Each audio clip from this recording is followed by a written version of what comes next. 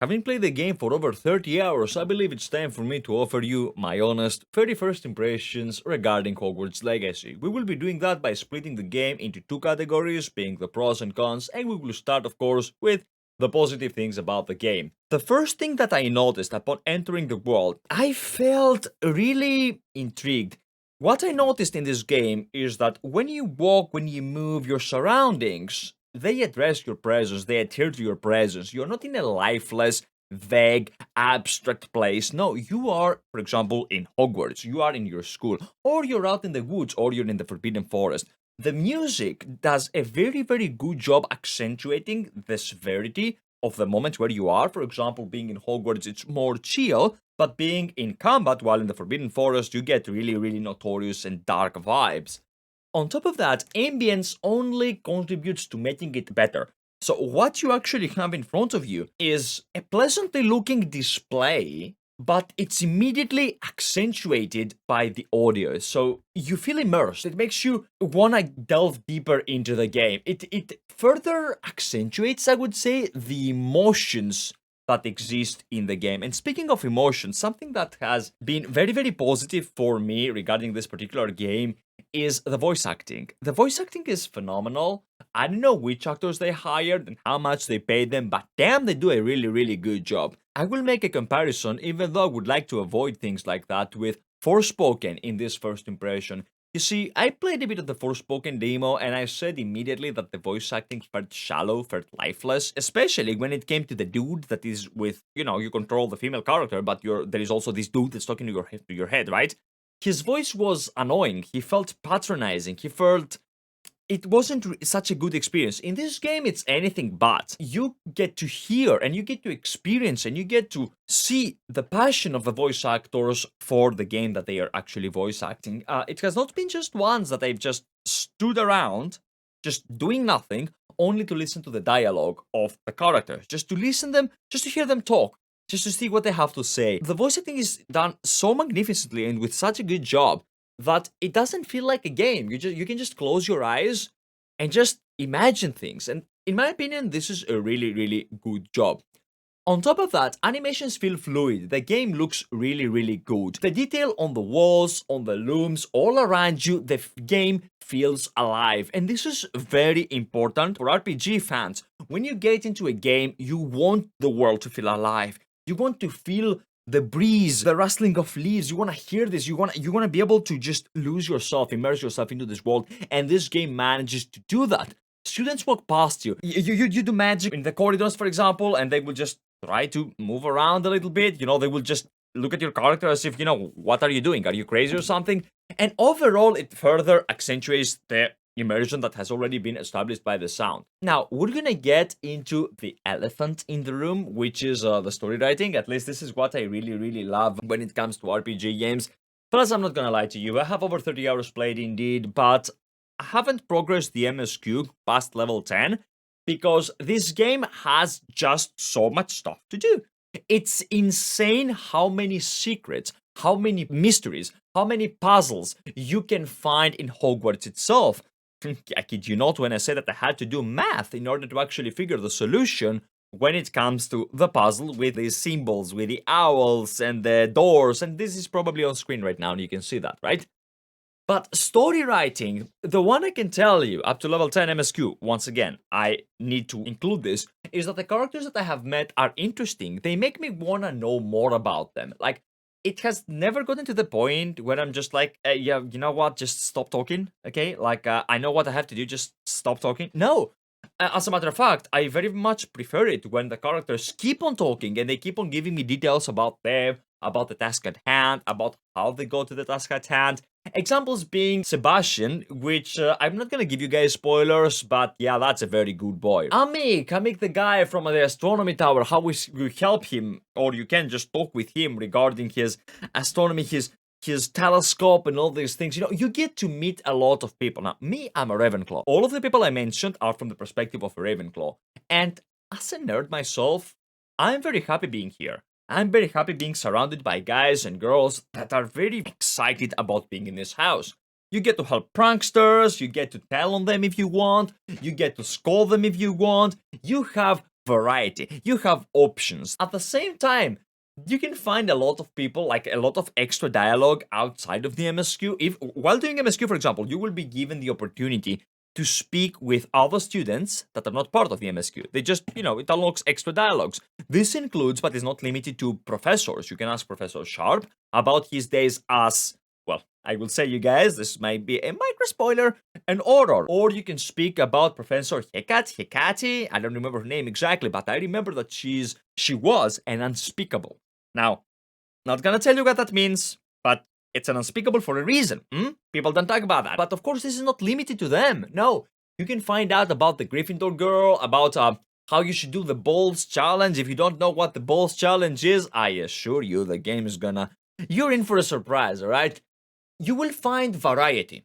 You will find eccentric professors, looking at you, Mr. Ronan. You will find intriguing, mysterious professors like Mr. Sharp. You will find utterly delightful professors like your herbology teacher, Miss Garlic.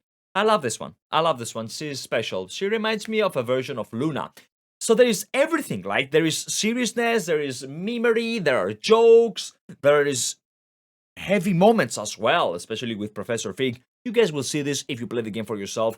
For me, regarding story writing, I have only positive things to say. Up to the point that I have gotten, it never felt repetitive. Even collecting the book pages, even just going around to solving puzzles, it didn't feel repetitive. I was always just looking at it excited, or, just with my mouth agape and just looking at, yo, I can do that. And then I looked flying, and that was an entirely different experience for me. You get to go to Hogsmeade and do whatever you do. Like, I'm not gonna tell you what to do. Spoiler alert, it involves a troll. And you do stuff with a troll that are very, very intriguing. You get to slowly start unveiling the mystery. And even though the game starts as, you know what, you're just this fifth-year student, you're a special case, you don't really realize what kind of a special case you are. Up until the first 20 minutes of the game, I would say, they do hint that, you are like this chosen one, obviously. I mean, like that's what the game revolves around, right? But they do a really good job. They don't overplay you. It's not like you're just, I don't know, like Jesus coming in there performing miracles left and right. No, you just have a better sort of vision. It's a really good and a really intriguing story. It makes you want to know more about the game. Another thing that this caused me to do is, so I was on stream, right? And I had to eat, obviously, right? We all have to eat at some point. I caught myself quite literally just stopping and looking around. Being in the classroom, which MSQ I had just finished, I had, you partake into the different classes, right? And I just looked around and I simply heard the students talking. And I ate on stream just while listening to them talk. I was really curious to see how they will interact with one another. And they do. And they address you when you help them and how you help them. Or if you scold them, they will make sure to mention it as you walk past them. You build relationships. Are they going to be good? Are they going to be bad? Will you have an anti-character? You will have an anti-hero? Will you be good? Will you be evil? That's up to you to make. That aside, how does it play? Because, okay, story, good, okay, nice, lovely. There are many good games that have very, very good stories, like Star Wars The Old Republic, for example, but they play like a clunky mess. Let's talk about combat.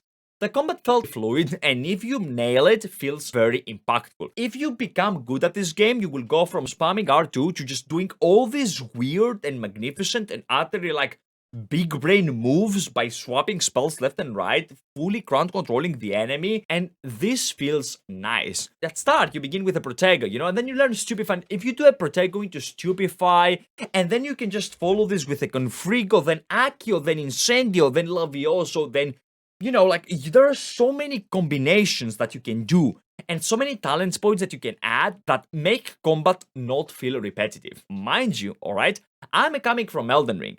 I played Elden Ring for 450 hours over, including hours that I have not registered in this total, where I would just make a level 1 character, go beat Margit, go beat Crucible Knight, and then I would delete the character because that's what I like doing in this game. Like, I love the challenge, right? I have to tell you that it's not so difficult. Like, I play on the hardest difficulty in this game. It's not as difficult as Elden Ring is, by no means. I believe that the hardest difficulty of this game feels like an easier version of Elden Ring, but the combat feels impactful. Like, you can make a decision, and the decision that you make will matter, and it can many times affect the whole outcome of the battle. It feels It feels more forgiving, that's what I'm trying to say, but once you get it right, it feels good. If you were dreaming about playing a wizard or a witch, if you were this nerd that I was in primary school, who was actually low-key wishing magic was alive just so that I could just practice with my wand and stuff, you will like the combat. And I urge you, if you play this game, to not go for the meta builds, because what do meta builds do? They remove the fun, they remove the sense of the experience of this newbiness that you are in there for the first time. If you decide to play Hogwarts Legacy, like I did, go in blind. Like, go in and just play it. It's a good game to enjoy. It's a good game to go in and lose yourself in. And you know what else? Other than the combat being good, other than the story writing being good, do you like your character? Probably you do, right? And do you want them to look different than the gear that they are wearing? Well, good news for you. You see, this game has an excellent transmog system. You can actually transmogrify whatever you're wearing to any of the pieces that you have collected, regardless of whether you vendor them or not, or any of the pieces that you have gotten via various packs, like the dark packs, or if you have, for example, claimed all your Twitch drops and rewards by watching various streamers, your Merlin cloak by watching the Avalanche Studios and all these things. I have a video on that, by the way, go watch it if you want.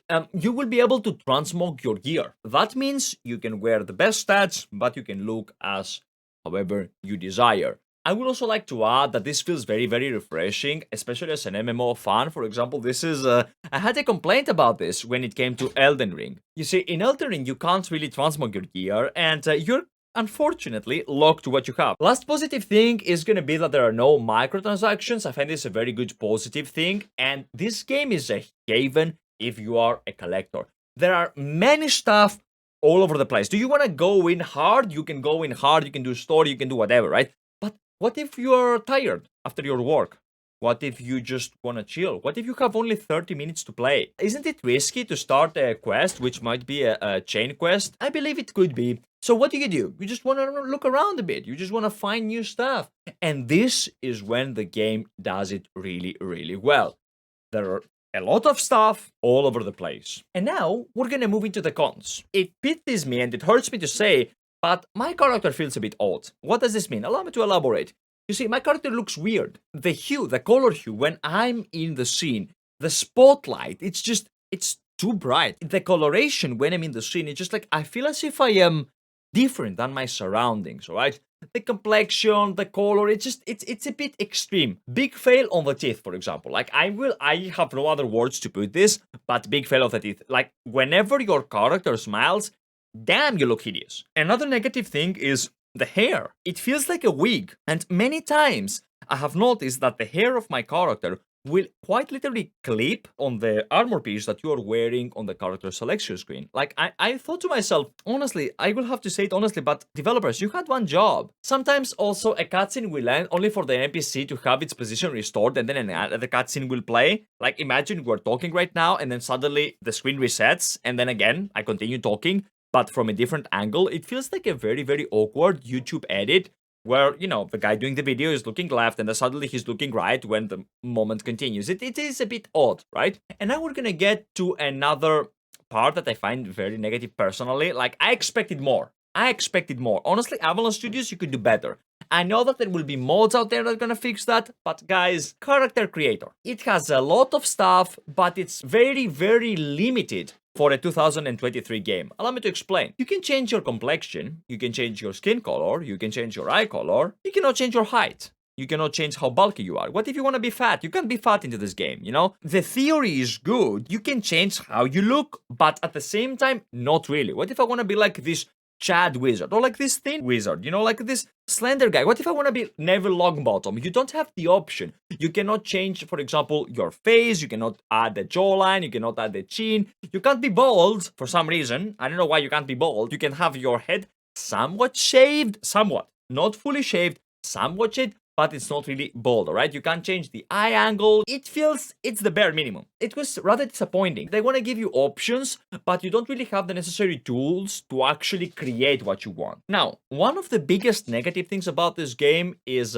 its ports, its optimization. You see, it feels really poorly optimized on PC. I have a 3060 Ti, and I was streaming the game, of course, right? And I thought that it is because of that there was a lot of load. No, there will be glitching, there will be sudden frame drops. There will be a lot of situations where it doesn't matter what sort of GPU you have, there will be a problem. It's not frequent, but when it happens, it's exactly how you're imagining it. You know, that flick, that lag, that when your character is turning around like one frame at a second as if you're watching a PowerPoint presentation.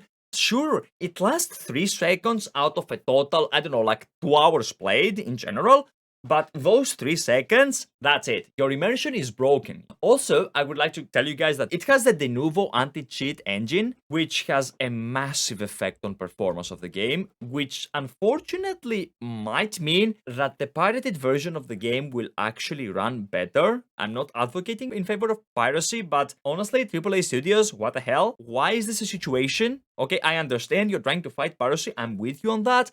But why do I get screwed over? Why do you, dear viewer, get screwed over because of this truly horrendous anti-piracy system? It will affect you. It will destroy your game. It puts unnecessary strain on your PC. I'm talking about like needing 12 gigs of RAM just to have the game on, right? It eats my 3060 Ti, and I don't have just like this small 3060 Ti. No, it's naturally overclocked version by Asus. Like it's really, really good. But yeah, unfortunately, this is what it is. Overall, though, if I had to judge the game, I would say that it is definitely worth its money. Definitely it's worth its price. Like you can get a game like this for 70 euros. It's worth 70 euros if you're playing on PC. I'm not so sure about the Xbox version because unfortunately the Xbox version has to pay for the deluxe edition at least, right?